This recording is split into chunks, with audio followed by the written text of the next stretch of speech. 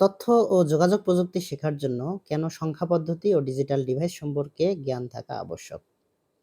এই প্রশ্নটা করে আমি জেমিনিকে দিছি। তো জেমিনি একটা বেশ সুন্দর উত্তর দিছে। সেই উত্তরটা আমরা রিডিং পড়ব আর সাথে কিছু টার্মস আমি ব্যাখ্যা করব তোমাদের বোঝার সুবিধার্থে।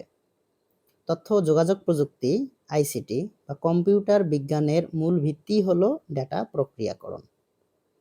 তো এখানে আইসিটি এবং কম্পিউটার সায়েন্সকে একই বলা হয়েছে। যদিও তার মধ্যে কিছু পার্থক্য আছে, তারপরেও মোটামুটি একই। তো তথ্য যোগাযোগ প্রযুক্তি বলতে যা বোঝায় যে, যেকোনো কমিউনিকেশন করা।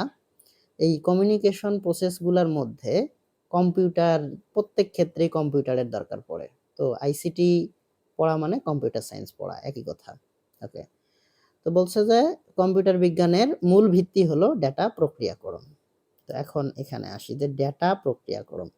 এই ডেটা প্রক্রিয়াকরণ বলতে কি বোঝো তোমরা? তো ডেটা প্রক্রিয়াকরণ বলতে বোঝায়, একটা উদাহরণ দিয়ে বোঝাই আমি, তাহলে আরো বুঝতে সুবিধা হবে। যে মনে করো যে আমি যে এই ভিডিওটা করতেছি, ভিডিওটা হচ্ছে যে একটা মোবাইল বা স্মার্টফোনের স্ক্রিন রেকর্ডের মাধ্যমে করতেছি। তো এই স্ক্রিন রেকর্ডের জন্য আমি কি ব্যবহার করতেছি? একটা স্মার্টফোন। স্মার্টফোনটাও একটা কম্পিউটার। তো এর মধ্যেও মাইক্রোপ্রসেসর আছে, RAM আছে, তারপরে হচ্ছে এই কিবোর্ড আছে, নাহলে আমি লিখলাম কিভাবে? মাইক্রোফোন আছে, সবকিছুই আছে। তো আমার কথাটা এবং আমার টেক্সট গুলোকে সে ভিডিও আকারে সেভ করতেছে। এর মধ্যে কিছু ক্যালকুলেশন করতে হয় কম্পিউটারকে। তো এটাই হচ্ছে একটা ডেটা প্রক্রিয়াকরণ। ওকে। তো এই পুরো প্রক্রিয়াটি কিভাবে কাজ করে তা বোঝার জন্য সংখ্যা পদ্ধতি এবং ডিজিটাল ডিভাইস সম্পর্কে পরিষ্কার ধারণা থাকা অপরিহার্য। ওকে। এর প্রধান কারণগুলো নিচে আলোচনা করা হলো। কম্পিউটারের নিজস্ব ভাষা বোঝা। তো আইসিটি পড়তে গেলে আমাদের কম্পিউটার লাগে। সো কম্পিউটার কিভাবে কাজ করে, কম্পিউটার নিজস্ব ভাষা কি?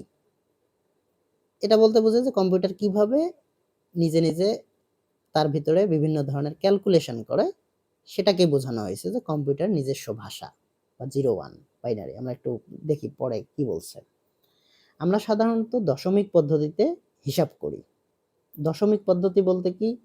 দশমিক পদ্ধতি বলতে যে এই 5.6 এরকম না। আমরা হচ্ছে যে যেকোনো একটা সংখ্যা, মনে করো যে তোমার কাছে হচ্ছে 12 টা বই আছে। এই যে 12 কথাটা লিখলাম 1, 2, এইভাবে আমরা হিসাব করি। আমাদের হচ্ছে 0 থেকে 9 পর্যন্ত অঙ্কগুলো দিয়ে আমরা যেকোনো সংখ্যাকে প্রকাশ করতে পারি। তো এটাকে আমরা বলি যে আমাদের গণনার পদ্ধতি হচ্ছে দশমিক পদ্ধতি। কিন্তু কম্পিউটার, তারপরে আসছে কি? বলছে যে কিন্তু কম্পিউটার বা যেকোনো ডিজিটাল ইলেকট্রনিক ডিভাইস কেবল বিদ্যুতের উপস্থিতি 1 এবং অনুপস্থিতি 0 বুঝতে পারে। মানে বিদ্যুতের উপস্থিতিটাকে সে ধরে নেয় 1 এবং অনুপস্থিতি এটাকে ধরে নেয় 0। তো এই কথাটা আমরা একটু ক্লিয়ার করি। তা আসলে এখন তোমাদের মনে প্রশ্ন আসতে পারে যে বিদ্যুতের অনুপস্থিতিকে 0 ধরে নেয়, এই কথাটার মানে কি? আমি তো যদি কম্পিউটারে পাওয়ার অফ করে দেই অথবা মোবাইলের ব্যাটারি খুলে রাখি, তাহলে তো আর মোবাইল কাজ করতে পারে না। তাহলে অনুপস্থিতি কি 0 কে 0 ধরলো কিভাবে? আসলে ব্যাপারটা এরকম না।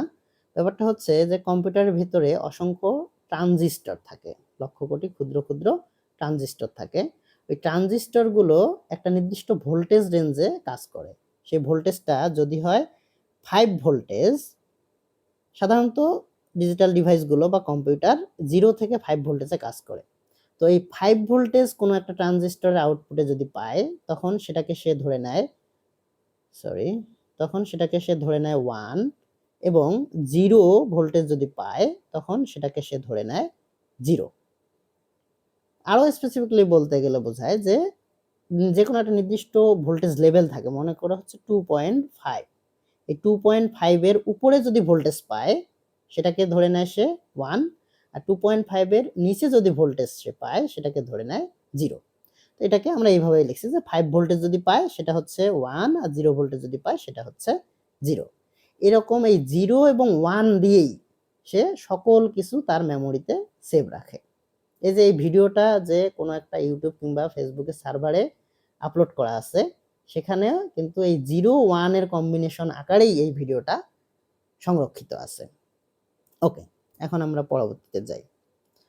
তো এই 0 এবং 1 ব্যবহার করে যে সংখ্যা পদ্ধতি তৈরি করা হয়েছে সেটাই হচ্ছে বাইনারি সংখ্যা পদ্ধতি। তো এই বাইনারি সংখ্যা পদ্ধতি দিয়ে কম্পিউটার সকল ধরনের হিসাব নিকাশ করে থাকে। এজন্যই আমাদের এই সংখ্যা পদ্ধতি শিখতে হয়। ওকে, তারপরে দেখি আবার কি লিখছে।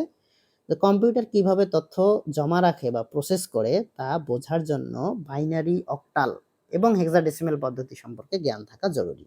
ওকে, আমি যেগুলো বললাম সেটাই আবার বলছি আর কি। উদাহরণস্বরূপ, আপনি যখন কিবোর্ডে এ চাপেন, কম্পিউটার সেটাকে সরাসরি দেখে না বা বোঝে না, বরং একটি নির্দিষ্ট সংখ্যা যেমন ASCII কোড 65 বা 65, এই যে 65, এই 65টাও সে বুঝতে পারে না। 65-র একটা বাইনারি রূপ, সেটা হচ্ছে এই যে 1000001, নিচে একটা 2 লিখছে, মানে হচ্ছে বাইনারি সংখ্যা হিসেবে সে গ্রহণ করে। মানে তুমি যখন এ চাপ দিবা, এই এটা এ আকারে কম্পিউটারে সেভ থাকে না, কম্পিউটারে একদম মেমোরিতে সেটা 1 এই আকারে সেভ থাকে। ওকে, এখন আমরা আসি। 2 নাম্বার বলছে যে ডিজিটাল লজিক বা সার্কিট ডিজাইন, এই জন্য আমাদের বাইনারি শিখতে হয় আর কি। একটি প্রসেসর বা মাদারবোর্ড অসংখ্য ছোট ছোট সার্কিট দিয়ে তৈরি। এই সার্কিটগুলো কিভাবে কাজ করবে তা নির্ধারণ করে বুলিয়ান অ্যালজেব্রা বা লজিক গেটস। ওকে, তো আমরা যখন এই সংখ্যা পদ্ধতি এবং বুলিয়ান অ্যালজেব্রা পড়বো, তখন আমরা এগুলা সম্পর্কে, এই বুলিয়ান অ্যালজেব্রা, তারপর হচ্ছে লজিক গেট, এগুলা সম্পর্কে জানবো। ডিজিটাল ডিভাইস বিভাগে আমরা শিখি কিভাবে অ্যান্ড, অর বা নট গেট ব্যবহার করে জটিল গাণিতিক ও যৌক্তিক কাজ সমাধান করা হয়। সংখ্যা পদ্ধতির জ্ঞান ছাড়া এই গেটগুলোর ইনপুট এবং আউটপুট বিশ্লেষণ করা অসম্ভব। ওকে, 3 নাম্বার পয়েন্ট বলছে যে মেমোরি ম্যানেজমেন্ট বা অ্যাড্রেসিং। আপনি যখন প্রোগ্রামিং করবেন বা কম্পিউটার হার্ডওয়্যার নিয়ে কাজ করবেন, তখন দেখবেন মেমোরি লোকেশন বা হার্ডওয়্যার অ্যাড্রেসগুলো সাধারণত হেক্সাডেসিমাল পদ্ধতিতে লেখা থাকে। র্যাম বা স্টোরেজে তথ্য কিভাবে সাজানো থাকে এবং কতটুকু জায়গা দখল করে তা নিখুঁতভাবে জানার জন্য সংখ্যা পদ্ধতির রূপান্তর জানা প্রয়োজন। তোমরা দেখবা যে যখন ভিডিও ফাইল, কোনো কিছু মুভি ডাউনলোড করো, দেখবা যে 1.5 জিবি, অথবা কোনো একটা টেক্সট ডাউনলোড করো, সেটা দেখবা যে 5 এমবি এরকম। তো এই এমবি, জিবি, এই বিষয়গুলা কি আসলে, এগুলা আমরা যখন সংখ্যা পদ্ধতি পড়বো তখন এগুলা আমরা আরো ডিটেলস বুঝতে পারবো। তারপরে 4 নাম্বার পয়েন্ট বলছে যে ডেটা কমিউনিকেশন ও নেটওয়ার্কিং। এই যে তোমার ভিডিওটা, তুমি যে ভিডিও দেখছো, সেটা হচ্ছে ইউটিউব কিংবা ফেসবুকে যদি দেখে থাকো, তাহলে এটা হচ্ছে ফেসবুক কিংবা ইউটিউবের সার্ভার থেকে, সার্ভার বলতে একটা কম্পিউটার, জাস্ট সেই কম্পিউটার থেকে বিভিন্ন নেটওয়ার্কিং এর মাধ্যমে তোমার মোবাইলে চলে আসছে। তো এই যে ডেটা কমিউনিকেশন, এই ভিডিওটা একটা ডেটা, এই ভিডিওটা একটা সার্ভারে আছে, সার্ভার থেকে তোমার কম্পিউটারে বা তোমার মোবাইলে আসছে।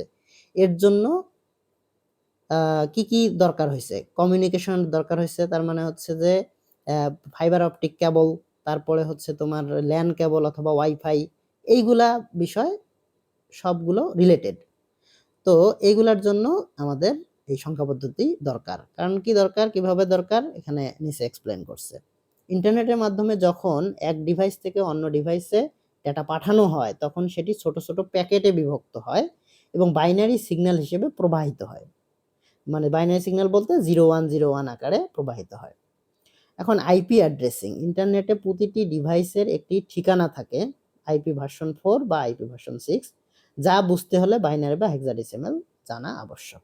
ওকে, 5 নাম্বার হচ্ছে দক্ষতা বৃদ্ধি ও সমস্যার সমাধান, প্রবলেম সলভিং। প্রোগ্রামিং বা সফটওয়্যার ডেভেলপমেন্টে অনেক সময় বিট লেভেল অপারেশন বা বিটওয়াইজ অপারেশন করতে হয়। সংখ্যা পদ্ধতি এবং ডিজিটাল ডিভাইসের কার্যপ্রণালী জানা থাকলে একজন শিক্ষার্থী আরো কার্যকর এবং দ্রুত গতির কোড লিখতে পারে। এখন সংক্ষেপে বলা যায় যে ডিজিটাল ডিভাইস হলো একটি হার্ডওয়্যার কাঠামো, আর সংখ্যা পদ্ধতি হলো সেই কাঠামোকে পরিচালনা করার গাণিতিক ভাষা। আইসিটি ক্ষেত্রে কেবল ব্যবহারকারী না হয়ে একজন উদ্ভাবক বা বিশেষজ্ঞ হতে চাইলে এই দুটি বিষয়ের জ্ঞান থাকতেই হবে। এই বিষয়টি আপনি আপনার আইসিটি পাঠ্য বইয়ের, আচ্ছা এরপরে আবার জানতে চাইছে কিছু। এখন শিক্ষার্থী তোমাদের মনে প্রশ্ন আসতে পারে, আচ্ছা এখানে তো সংক্ষেপের জায়গায় সংক্ষেপে বলা চলে যে একজন শুধু সাধারণ ব্যবহারকারী না হয়ে যদি উদ্ভাবক বা বিশেষজ্ঞ হইতে চাই তাহলেই আমার শুধু আইসিটি দরকার। ব্যাপারটা সেরকমও না। তুমি যদি সায়েন্সের স্টুডেন্ট না হয়ে কমার্স কিংবা আর্টসের স্টুডেন্ট হও, তারপরেও তোমার কিন্তু এই কম্পিউটার ব্যবহার করতে হবে। তো এখন বলতে পারো যে আচ্ছা আমার তো শুধু কম্পিউটার ব্যবহার জানলেই হচ্ছে, এই বাইনারি টাইনারি এগুলো না পড়লেও চলবে। হ্যাঁ, পরবর্তীতে গিয়ে চলবে সেটা ঠিক আছে, কিন্তু তোমার যেহেতু আইসিটি বইয়ে এই বাইনারি সংখ্যা পদ্ধতি, তারপর হচ্ছে ডিজিটাল ডিভাইস, এইচটিএমএল প্রোগ্রামিং এইসব দেয়া আছে, তো তোমার এটা পরীক্ষায় পাশ করতে গেলে তোমার পড়াই লাগবে। আর তোমার যেহেতু পড়া লাগবে, তো একটু যদি তুমি বুঝে বুঝে পড়ো তাহলে আমার মনে হয় তোমার এটা ভালোও লাগতে পারে। তোমরা এর পরবর্তী ভিডিওগুলোতে চোখ রাখো, দেখতে পারবে যে কিভাবে বুঝে বুঝে আইসিটি পড়লে সেটা একদম বোরিং না লাগে, ইন্টারেস্টিং লাগে। সেই উদ্দেশ্যে আমি তোমাদের এর পরবর্তী ভিডিওগুলা তৈরি করার চেষ্টা করব। ধন্যবাদ সবাইকে।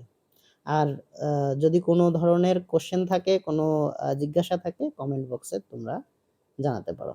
ধন্যবাদ।